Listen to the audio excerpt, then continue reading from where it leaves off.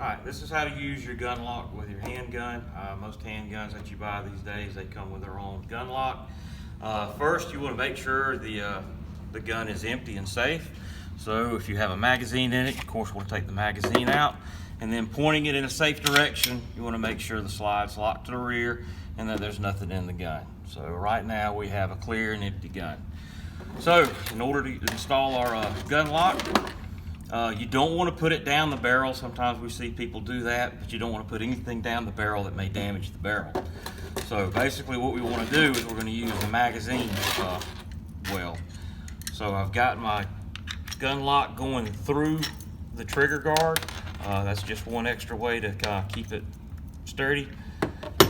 Then run it through, down the magazine well, and then out the bottom of the gun. And of course you insert it into the gun lock itself. That way that keeps really the chamber from going forward. Even if it goes forward, it will not close all the way. It also keeps someone from sticking a magazine up into it. Once you've got it locked, make sure you keep up with your keys, put them in a safe place that you're going to remember them. And that's how to put your a gun lock into your handgun.